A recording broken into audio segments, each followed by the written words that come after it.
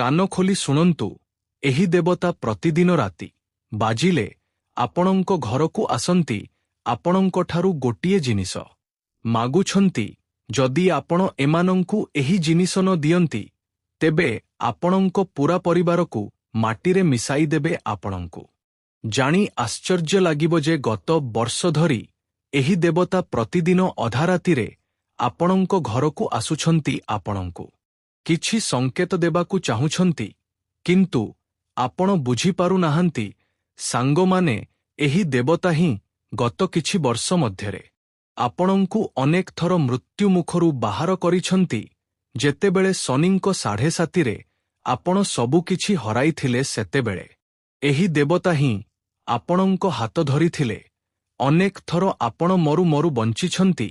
ଆପଣଙ୍କ ଶତ୍ରୁମାନେ ତନ୍ତ୍ରମନ୍ତ୍ର ଦ୍ୱାରା, ତାନ୍ତ୍ରିକ କ୍ରିୟା ଦ୍ୱାରା ଆପଣଙ୍କୁ ମାରିବାକୁ ଚାହିଁଥିଲେ, କିନ୍ତୁ ଏହି ଦେବତାଙ୍କ ଛତ୍ର ଛାୟାରେ ଆପଣ ଏବେ ବି ସୁରକ୍ଷିତ ଅଛନ୍ତି। ସାଙ୍ଗମାନେ, ଆଜି ଯେଉଁ କଥା ମୁଁ ଆପଣଙ୍କ ସହ କରିବାକୁ ଯାଉଛି, ସେହି କଥା ବୋଧହୁଏ ଆପଣ ଏହା ପୂର୍ବରୁ କେବେ କାହାଠାରୁ ଶୁଣିନଥିବେ। ଏହି କଥା ଲେଖି ରଖନ୍ତୁ। ଆଜି ଯେଉଁ ରହସ୍ୟ ମୁଁ ଆପଣଙ୍କ ସାମ୍ନାରେ ଖୋଲିବାକୁ ଯାଉଛି, ସେହି ରହସ୍ୟ ଏତେ ଗଭୀର, ଏତେ ରହସ୍ୟମୟ, ଏତେ ଭୟଙ୍କର ଯେ ଯେମିତି ହିଁ ଆପଣ ଏହା ଜାଣିବେ, ଆପଣଙ୍କ ଲୋମ ଟାଙ୍କୁରି ଉଠିବ, ଆପଣଙ୍କ ଝାଳ ବୋହିଯିବ, ଆପଣଙ୍କ ଆଖି ଓଦା ହୋଇଯିବ। ଏହା କେବଳ ଗୋଟିଏ ଭିଡିଓ ନୁହେଁ ସାଥୀମାନେ, ଏହା ଆପଣଙ୍କ ଭାଗ୍ୟର ତାଲା ଖୋଲିବାର ଚାବି, ଏବଂ ଏହି ଚାବି ଆଜି ମୁଁ ଆପଣଙ୍କ ହାତରେ ଦେବାକୁ ଯାଉଛି। ତେଣୁ ଏହି ଭିଡିଓକୁ ସମ୍ପୂର୍ଣ୍ଣ ଶେଷ ପର୍ଯ୍ୟନ୍ତ ଦେଖିବେ। ଗୋଟିଏ ମୁହୂର୍ତ୍ତ ପାଇଁ ବି ଅଟକିବେ ନାହିଁ, ଗୋଟିଏ ମୁହୂର୍ତ୍ତ ପାଇଁ ବି ହଟିବେ ନାହିଁ, କାରଣ ଯେଉଁ ସୂଚନା ଆଜି ଆପଣଙ୍କୁ ମିଳିବାକୁ ଯାଉଛି, ସେହି ସୂଚନା ଆପଣଙ୍କ ପୂରା ଜୀବନ ବଦଳାଇ ଦେଇପାରେ। ଏହା ଆପଣଙ୍କ ଜୀବନର ସବୁଠାରୁ ବଡ଼ ଭୁଲ ହେବ ଯଦି ଆପଣ ଏହି ଭିଡିଓକୁ ମଝିରେ ବନ୍ଦ କରିଦେବେ। ଆଜିର ଏହି ସମୟ ବହୁତ ଖାସ ଅଟେ।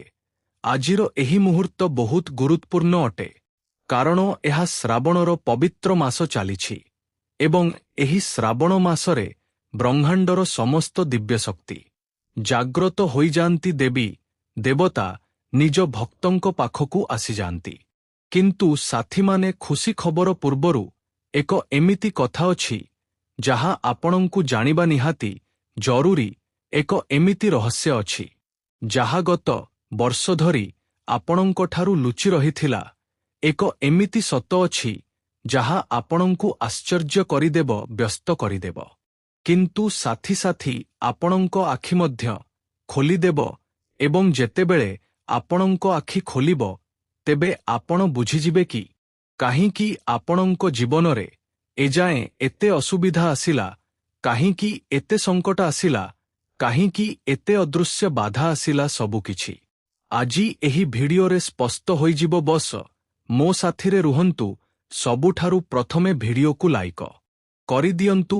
ଏତେ ପରିଶ୍ରମ କେବଳ ଆପଣମାନଙ୍କ ପାଇଁ କରୁଛି, ତ ଦୟାକରି ଭିଡିଓକୁ ଲାଇକ୍ କରନ୍ତୁ ଏବଂ ତଳେ କମେଣ୍ଟ ବକ୍ସରେ ସଚ୍ଚା ମନରେ, ସଚ୍ଚା ଶ୍ରଦ୍ଧାରେ 3 ଥର ଲେଖନ୍ତୁ, ଜୟ ଶନିଦେବ।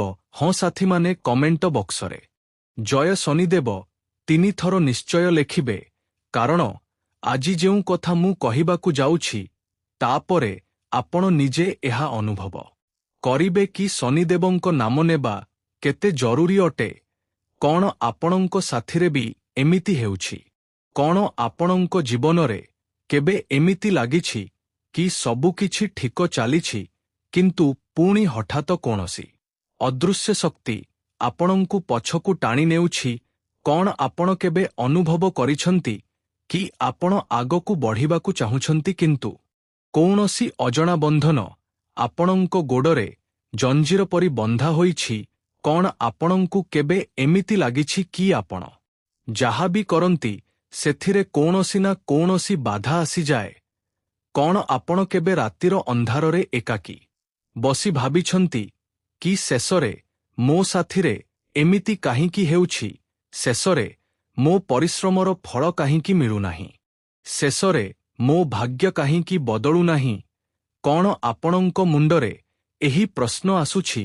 ତ ସାଥୀମାନେ ଆପଣଙ୍କୁ କହିଦେଉଛି କି ଆପଣ ଏକା ନୁହନ୍ତି, ଲକ୍ଷ ଲକ୍ଷ ଲୋକ ଏହି ପ୍ରଶ୍ନ ସହ ଲହୁଛନ୍ତି, ଏହି ଦ୍ୱନ୍ଦ୍ୱରେ ଫସି ରହିଛନ୍ତି, ଏହି ଘୋର ସଙ୍କଟ ଦେଇ ଗତି କରୁଛନ୍ତି ଏବଂ ଏହି ଦ୍ୱନ୍ଦ୍ୱର ଜବାବ, ଏହି ପ୍ରଶ୍ନର ଉତ୍ତର ଆଜି ଏହି ଭିଡିଓରେ ମିଳିବାକୁ ଯାଉଛି। କିନ୍ତୁ ପ୍ରଥମେ ଆଉ ଏକ କଥା ଶୁଣନ୍ତୁ, ଆଉ ଏକ ରହସ୍ୟ ଅଛି ଯାହା ଆପଣଙ୍କୁ ଆଜି ଜାଣିବା ନିହାତି ଜରୁରୀ ଅଟେ। ଏହି ରହସ୍ୟ ଏତେ ଗଭୀର, ଏତେ ଗୁରୁତ୍ୱପୂର୍ଣ୍ଣ କି ଏହା ବିନା ଆପଣଙ୍କ ଜୀବନରେ କୌଣସି ବି ପରିବର୍ତ୍ତନ ଆସିପାରିବ ନାହିଁ। ତେଣୁ ସମ୍ପୂର୍ଣ୍ଣ ଧ୍ୟାନର ସହ ଶୁଣନ୍ତୁ, ପ୍ରତ୍ୟେକ ଶବ୍ଦକୁ ଧ୍ୟାନର ସହ ଶୁଣନ୍ତୁ, କାରଣ ଏହି ପ୍ରତ୍ୟେକ ଶବ୍ଦ ଆପଣଙ୍କ ପାଇଁ ଅମୂଲ୍ୟ ଅଟେ।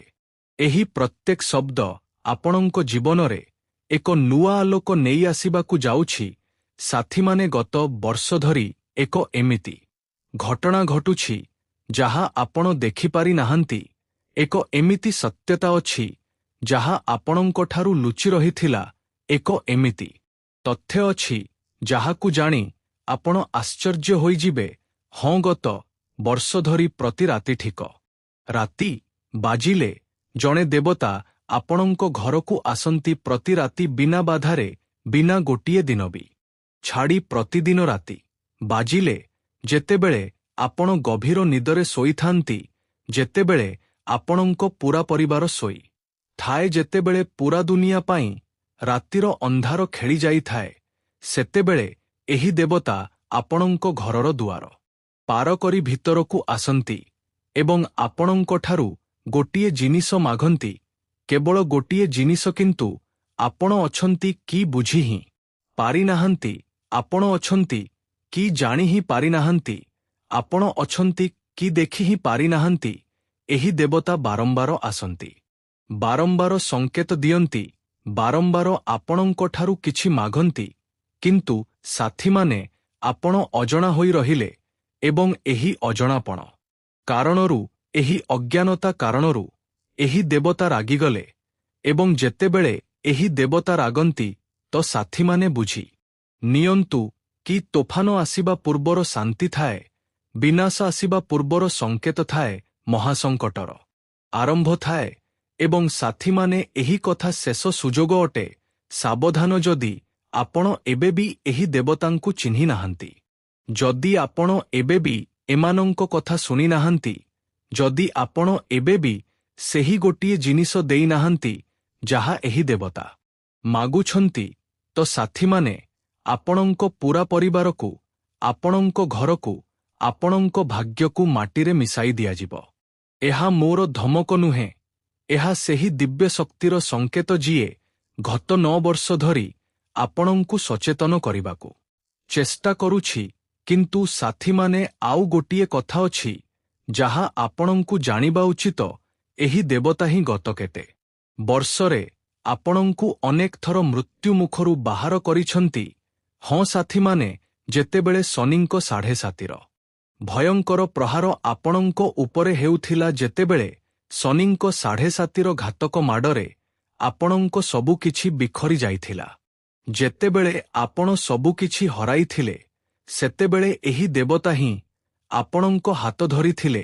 ଏହି ଦେବତା ହିଁ ଆପଣଙ୍କୁ ସେହି ଅନ୍ଧକାରରୁ ବାହାର କରିଥିଲେ। ଏହି ଦେବତାଙ୍କ ଛତ୍ର ଛାୟାରେ ଆପଣ ଆଜି ବି ସୁରକ୍ଷିତ ଅଛନ୍ତି। ଅନେକ ଥର ସାଙ୍ଗମାନେ, ଆପଣ ଦୁର୍ଘଟଣାର ଶିକାର ହେବାକୁ ଯାଉଥିଲେ, ଅନେକ ଥର ଆକ୍ସିଡେଣ୍ଟରେ ଆପଣ ମରୁ ମରୁ ବଞ୍ଚିଗଲେ, ଅନେକ ଥର ଆପଣଙ୍କ ଶତ୍ରୁମାନେ, ଆପଣଙ୍କ ଗୁପ୍ତ ଶତ୍ରୁମାନେ, ଆପଣଙ୍କ ପ୍ରତି ଈର୍ଷା କରୁଥିବା ଲୋକେ ଘାତକ ତନ୍ତ୍ର ମନ୍ତ୍ର କରାଇଲେ, ତାନ୍ତ୍ରିକ କ୍ରିୟା ଦ୍ୱାରା ଆପଣଙ୍କୁ ବରବାଦ କରିବାକୁ ଚେଷ୍ଟା କଲେ, ଆପଣଙ୍କୁ ରୋଗ ଦେଲେ, ଆପଣଙ୍କୁ ବନ୍ଧନରେ ପକାଇଲେ, ଆପଣଙ୍କ ଉପରେ ଭୟଙ୍କର ଷଡ଼ଯନ୍ତ୍ର ରଚିଲେ। କିନ୍ତୁ ଏହି ଦେବତାଙ୍କ ଛତ୍ର ଛାୟାରେ, ଏହି ଦେବତାଙ୍କ ଅଦୃଶ୍ୟ ସୁରକ୍ଷା କବଚ ଦ୍ୱାରା ଆପଣ ଆଜି ବି ସୁରକ୍ଷିତ ଅଛନ୍ତି। ଆପଣଙ୍କ ପୂରା ପରିବାର ଆଜି ବି ସକୁଶଳ ଅଛି। ଏହା ଏହି ଦେବତାଙ୍କ କୃପା ଅଟେ, ଏହା ଏହି ଦେବତାଙ୍କ ଆଶୀର୍ବାଦ ଅଟେ। କିନ୍ତୁ ସାଥୀମାନେ, ଏବେ ଏହି ଦେବତା ଏକ ସୀମା ନିଶ୍ଚିତ କରିଛନ୍ତି, ଏକ ଶେଷ ସୁଯୋଗ ଦେଇଛନ୍ତି ଏବଂ ସେହି ଶେଷ ସୁଯୋଗ ଏହି ଶ୍ରାବଣ ମାସ ଅଟେ। ଏହି ଶ୍ରାବଣରେ ଯଦି ଆପଣ ଏହି ଦେବତାଙ୍କୁ ଚିହ୍ନିଲେ ନାହିଁ, ସେମାନଙ୍କ କଥା ଶୁଣିଲେ ନାହିଁ, ସେହି ଗୋଟିଏ ଜିନିଷ ଦେଲେ ନାହିଁ ଯାହା ସେମାନେ ମାଗୁଛନ୍ତି, ତ ସାଥୀମାନେ ଆଗକୁ ଯାହା ହେବ ସେ ବିଷୟରେ ଭାବିଲେ ବି ମନ ଥରିଯାଏ। ଗୋଟିଏ ମୁହୂର୍ତ୍ତ ପାଇଁ ଭାବନ୍ତୁ, କିଛି ତ କଥା ଅଛି। ହଁ ସାଥୀମାନେ, କିଛି ତ କଥା ଅଛି ଯାହା ଆପଣଙ୍କ ଶତ୍ରୁମାନେ ମଧ୍ୟ ଆପଣଙ୍କୁ ସମ୍ପୂର୍ଣ୍ଣ ଭାବେ ବରବାଦ କରି ପାରିଲେ ନାହିଁ। କିଛି ତ ଶକ୍ତି ଅଛି ଯାହା ଆପଣଙ୍କୁ ପ୍ରତିଥର ବଞ୍ଚାଇ ଆସିଛି। ଆପଣଙ୍କ କାର୍ଯ୍ୟରେ ବାଧା ଆସେ, ଆପଣଙ୍କ ରାସ୍ତାରେ ଅସୁବିଧା ଆସେ, ଆପଣଙ୍କ ଜୀବନରେ ସଙ୍କଟ ଆସେ, କିନ୍ତୁ ତଥାପି ଆପଣ ଠିଆ ହୋଇଛନ୍ତି। ଟିକେ ଦୁର୍ବଳ ହୋଇପାରନ୍ତି, ଟିକେ ବ୍ୟସ୍ତ ହୋଇପାରନ୍ତି, ଟିକେ ଦ୍ୱନ୍ଦ୍ୱରେ ରହିପାରନ୍ତି, କିନ୍ତୁ ଭାଙ୍ଗି ନାହାନ୍ତି, ବିଖରି ନାହାନ୍ତି। ଏହା କାହିଁକି? ଯଦିଓ ଧନ ସମ୍ପତ୍ତି ଟିକେ କମ ଅଛି, ଯଦିଓ ଜୀବନରେ ସଂଘର୍ଷ ଅଛି, ଯଦିଓ ଖର୍ଚ୍ଚ ଅଧିକ ଅଛି ଏବଂ ଆୟ କମ, କିନ୍ତୁ ତଥାପି ଆପଣଙ୍କ ପରିବାରରେ ଏକ ଅଜବ ପ୍ରକାରର ଖୁସି ଅଛି, ଏକ ଅଜବ ପ୍ରକାରର ଶାନ୍ତି ଅଛି। ଏହା କାହିଁକି? ଏହାର ଉତ୍ତର ଗୋଟିଏ ହିଁ ଅଟେ ସାଥୀମାନେ, ଏବଂ ସେହି ଉତ୍ତର ହେଉଛି ଏହି ଦେବତାଙ୍କ କୃପା, ଏହି ଦେବତାଙ୍କ ଆଶୀର୍ବାଦ, ଏହି ଦେବତାଙ୍କ ଅଦୃଶ୍ୟ ସୁରକ୍ଷା କବଚ, ଯାହା ଗତ ବର୍ଷ ଧରି ଆପଣଙ୍କ ପରିବାର ଉପରେ ଅଛି ଏବଂ ଏହି କବଚ ଆଜି ବି ଆପଣଙ୍କୁ ବଞ୍ଚାଉ ଅଛି। କିନ୍ତୁ ସାଥୀମାନେ, ଏହି କବଚ ସେତେବେଳେ ଯାଏ ରହିବ ଯେତେବେଳେ ଯାଏଁ ଆପଣ ଏହି ଦେବତାଙ୍କୁ ପ୍ରଶ୍ନ ରଖିବେ, ଏବଂ ଏହି ଦେବତାଙ୍କୁ ପ୍ରଶ୍ନ ରଖିବା ସେତେ କଷ୍ଟକର ନୁହେଁ ଯେତେ ଆପଣ ଭାବୁଛନ୍ତି। ବସ ଗୋଟିଏ କାମ କରିବାର ଅଛି, ବସ ଗୋଟିଏ ଜିନିଷ ଦେବାର ଅଛି ଯାହା ଏହି ଦେବତା ମାଗୁଛନ୍ତି, କିନ୍ତୁ ପ୍ରଥମେ ଏହା ଜାଣିବା ଜରୁରୀ ଯେ ଶେଷରେ ଏହି ଦେବତା କିଏ ଅଟନ୍ତି ଏବଂ ଏମାନେ ଯାହା ମାଗୁଛନ୍ତି ସେହି ଜିନିଷ କ'ଣ ଅଟେ।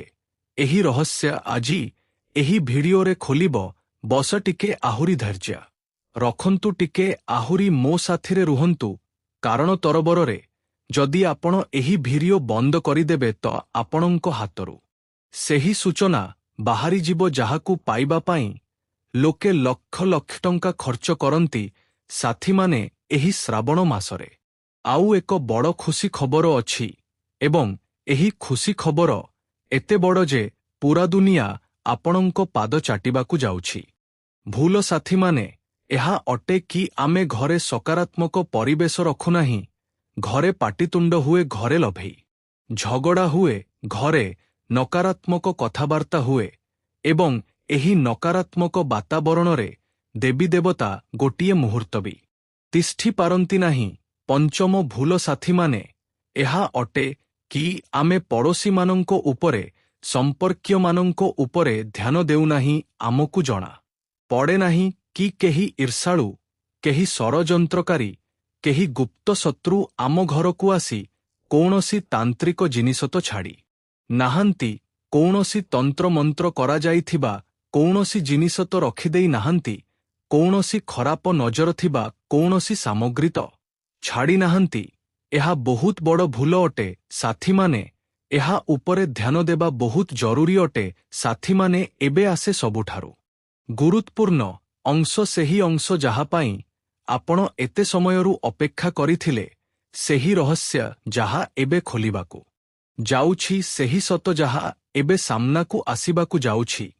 କିନ୍ତୁ ଏହା ପୂର୍ବରୁ ଗୋଟିଏ କାମ କରନ୍ତୁ, କମେଣ୍ଟ ବକ୍ସରେ ଲେଖନ୍ତୁ ହର ହର ମହାଦେବ। ହଁ ସାଥୀମାନେ, ହର ହର ମହାଦେବ ଲେଖନ୍ତୁ, କାରଣ ଏହା ଶ୍ରାବଣ ମାସ ଅଟେ ଏବଂ ଏହି ମାସରେ ବାବା ଭୋଳାନାଥଙ୍କ କୃପା ସବୁଠାରୁ ଅଧିକ ବର୍ଷେ। ତ ହର ହର ମହାଦେବ ଲେଖନ୍ତୁ ଏବଂ ଏବେ ଶୁଣନ୍ତୁ ସେହି ରାଜ, ସେହି ରହସ୍ୟ, ସେହି ସତ ଯାହା ଆପଣଙ୍କୁ ଜାଣିବାର ଥିଲା। ସାଥୀମାନେ, ଆପଣଙ୍କ ଘରେ ଯେଉଁ ଦେବତା ରାତି ବାଜିଲେ ଆସନ୍ତି, ସେମାନେ ଆଉ କେହି ନୁହନ୍ତି ବରଂ ନାଗଦେବତା ଅଟନ୍ତି। ହଁ ସାଥୀମାନେ, ନାଗଦେବତା ଆପଣଙ୍କ କୁଳଦେବତା, ଆପଣଙ୍କ ପିତୃଦେବତା। ଏହା ଆପଣଙ୍କ ପୂର୍ବଜଙ୍କ ରୂପ ଅଟନ୍ତି, ଯେଉଁମାନେ ଆପଣଙ୍କ ଘରକୁ ରାତି ବଜାରୁ ନେଇ ବଜା ମଧ୍ୟରେ ଆସନ୍ତି, ଆପଣଙ୍କୁ ଭେଟିବାକୁ ଆସନ୍ତି, ଆପଣଙ୍କୁ ସଂକେତ ଦେବାକୁ ଆସନ୍ତି, ଆପଣଙ୍କୁ ଜଣାଇବାକୁ ଆସନ୍ତି କି ପୁଅ ଆମେ ଏଠାରେ ଅଛୁ, ଆମେ ତୋ ସାଥିରେ ଅଛୁ କିନ୍ତୁ ତୋତେ କିଛି କରିବାର ଅଛି, ତୋତେ କିଛି ବଦଳାଇବାର ଅଛି। ଏହି ନାଗଦେବତା ରାତିର ସେହି ପବିତ୍ର ସମୟରେ ଆସନ୍ତି ଯେତେବେଳେ ରାତିର ଅନ୍ଧକାର ସବୁଠାରୁ ଗଭୀର ଥାଏ, ଯେତେବେଳେ ବ୍ରହ୍ମାଣ୍ଡର ଦିବ୍ୟ ଶକ୍ତିଗୁଡ଼ିକ ସବୁଠାରୁ ସକ୍ରିୟ ଥାନ୍ତି ଏବଂ ଏହି ନାଗଦେବତା ଆପଣଙ୍କଠାରୁ ଗୋଟିଏ ଜିନିଷ ମାଗନ୍ତି, ବସ ଗୋଟିଏ ଜିନିଷ ଏବଂ ସେହି ଜିନିଷ ହେଉଛି ଶ୍ରଦ୍ଧା, ସେହି ଜିନିଷ ହେଉଛି ଭକ୍ତି, ସେହି ଜିନିଷ ହେଉଛି ନିଜ ପୂର୍ବଜଙ୍କ ପ୍ରତି ସମ୍ମାନ, ନିଜ କୁଳଦେବୀ ଦେବତାଙ୍କ ପ୍ରତି ଆସ୍ଥା। ବସ ଏତିକି ଏବଂ ଏତିକି କରିବା ଉପରେ ଏହି ନାଗଦେବତା ପ୍ରସନ୍ନ ହୋଇଯାଆନ୍ତି ଏବଂ ଯେତେବେଳେ ଏମାନେ ପ୍ରସନ୍ନ ହୋଇଯାଆନ୍ତି ତ ସାଥୀମାନେ ଆପଣଙ୍କ ପୂରା ଜୀବନ ବଦଳିଯାଏ, ଆପଣଙ୍କ ଭାଗ୍ୟର ଦ୍ୱାର ଖୋଲିଯାଏ, ଆପଣଙ୍କ ସମସ୍ତ କଷ୍ଟ, ସମସ୍ତ ଅଦୃଶ୍ୟ ବାଧା, ସମସ୍ତ ବନ୍ଧନ ଭାଙ୍ଗିଯାଏ, ଆପଣଙ୍କ ଗୁପ୍ତ ଶତ୍ରୁଙ୍କ ସମସ୍ତ ଷଡ଼ଯନ୍ତ୍ର ବିଫଳ ହୋଇଯାଏ, ଆପଣଙ୍କ ଉପରେ ଯାହା ବି ତନ୍ତ୍ରମନ୍ତ୍ର କରାଯାଇଛି ସେସବୁ ନିଷ୍ପ୍ରଭାବୀ ହୋଇଯାଏ ଏବଂ ଆପଣଙ୍କ ଜୀବନରେ ଲକ୍ଷ୍ମୀ ମାତାଙ୍କ କୃପା ବର୍ଷିବାକୁ ଲାଗେ, ଧନ ସମ୍ପତ୍ତି ଆସିବାକୁ ଲାଗେ, ସୁଖ ଶାନ୍ତି ଆସେ, ପରିବାରରେ ଖୁସି ଆସେ। କିନ୍ତୁ ସାଥୀମାନେ ଏବେ ବି ବିପଦ ଅଛି, ଏବେ ବି ସାବଧାନ ରହିବାର ଆବଶ୍ୟକତା ଅଛି, କାରଣ ରାତି ସମୟରେ ଦୁଇ ପ୍ରକାରର ଶକ୍ତି କାମ କରନ୍ତି। ଏକ ପଟେ ଅଛି ଦିବ୍ୟ ଶକ୍ତି ଯାହା ଆପଣଙ୍କ ରକ୍ଷା କରନ୍ତି ଏବଂ ଅନ୍ୟ ପଟେ ଅଛି ନକାରାତ୍ମକ ଶକ୍ତି ଯାହା ଆପଣଙ୍କୁ ବରବାଦ କରିବାକୁ ଚାହାନ୍ତି ଏବଂ ଏହି ନକାରାତ୍ମକ ଶକ୍ତି ରାତି ସମୟରେ ସବୁଠାରୁ ଅଧିକ ସକ୍ରିୟ ହୁଅନ୍ତି, ବିଶେଷ କରି ରାତି ବଜାରୁ ନେଇ ବଜା ପର୍ଯ୍ୟନ୍ତ ସମୟ ସାଥୀମାନେ ଏହି ନକାରାତ୍ମକ ଶକ୍ତିମାନଙ୍କର ହୋଇଥାଏ। ଏହି ସମୟରେ ଭୂତ, ପ୍ରେତ, ପିଶାଚ, ତାମସିକ ଶକ୍ତି ପୃଥିବୀରେ ବିଚରଣ କରନ୍ତି ଏବଂ ଯଦି ଆପଣଙ୍କ ଘରେ କୌଣସି ତାନ୍ତ୍ରିକ କ୍ରିୟା ହୋଇଛି, କୌଣସି ବନ୍ଧନ କରାଯାଇଛି, କୌଣସି ତନ୍ତ୍ରମନ୍ତ୍ର କରାଯାଇଛି ତ ଏହି ନକାରାତ୍ମକ ଶକ୍ତିଗୁଡ଼ିକ ତାହା ଜରିଆରେ ଆପଣଙ୍କ ଘରେ ପ୍ରବେଶ କରନ୍ତି, ଆପଣଙ୍କ ପରିବାରକୁ ହଇରାଣ କରନ୍ତି, ଆପଣଙ୍କ ପିଲାମାନଙ୍କୁ ବେମାର କରନ୍ତି, ଆପଣଙ୍କ ନିଦ ଉଡାଇ ଦିଅନ୍ତି, ଆପଣଙ୍କ ଘରେ ଝଗଡ଼ା କରାନ୍ତି ଏବଂ ଧୀରେ ଧୀରେ ଆପଣଙ୍କ ପୂରା ପରିବାରକୁ ବରବାଦ କରିଦିଅନ୍ତି, ତବାହ କରିଦିଅନ୍ତି। ଏହା ମହାସଙ୍କଟ ଅଟେ ସାଥୀମାନେ, ଏହା ଘୋର ସଙ୍କଟ ଅଟେ, ଏହା ବିପଦର ଘଣ୍ଟି ଅଟେ ଏବଂ ଯଦି ଆପଣ ଏବେ ବି ସଚେତନ ନ ହେଲେ, ଯଦି ଏବେ ବି ନ ସମ୍ଭାଳିଲେ ତ ଆଗାମୀ ପରିସ୍ଥିତି ଆହୁରି ଭୟଙ୍କର ହେବ, ଆହୁରି ଘାତକ ହେବ। କିନ୍ତୁ ଭୟ କରନ୍ତୁ ନାହିଁ, କାରଣ ଆଜି ମୁଁ ଆପଣଙ୍କୁ କିଛି ଏମିତି ଉପାୟ କହିବାକୁ ଯାଉଛି ଯାହା ଏହି ସମସ୍ତ ସମସ୍ୟାର ସମାଧାନ କରିପାରେ, ଯାହା ଏହି ସମସ୍ତ ନକାରାତ୍ମକ ଶକ୍ତିକୁ ଦୂର କରିପାରେ, ଯାହା ଏହି ସମସ୍ତ ବନ୍ଧନକୁ ଭାଙ୍ଗିପାରେ, ଯାହା ଆପଣଙ୍କ ଘରେ ପୁଣି ଥରେ ଦେବୀ ଦେବତାଙ୍କ କୃପା ଫେରାଇ ଆଣିପାରେ। କିନ୍ତୁ ଏହା ପୂର୍ବରୁ ଆଉ ଏକ କଥା ଯାହା ବହୁତ ଜରୁରୀ ଅଟେ, ରାତିର ଯେଉଁ ସମୟ ବିଷୟରେ ମୁଁ କଥା ହେଉ ଅଛି ସେହି ସମୟକୁ ଧ୍ୟାନର ସହ ବୁଝନ୍ତୁ। ଦେଖନ୍ତୁ ସାଥୀମାନେ, ରାତିର ସମୟ ତିନୋଟି ଭାଗରେ ବିଭକ୍ତ ହୋଇଥାଏ। ରାତି ବଜାରୁ ନେଇ ବଜା ପର୍ଯ୍ୟନ୍ତ ସମୟ ନକାରାତ୍ମକ ଶକ୍ତିଙ୍କର ହୋଇଥାଏ। ଏହା ଅଶୁଭ ସମୟ ଅଟେ, ଏହା ବିପଦଜନକ ସମୟ ଅଟେ। ଏହି ସମୟ ମଧ୍ୟରେ ଯଦି ଆପଣଙ୍କ ନିଦ ଖୋଲିଯାଏ, ଯଦି ଘରେ ପିଲା କାନ୍ଦନ୍ତି, ଯଦି ଘରେ ଅଜବ ଅଜବ ଶବ୍ଦ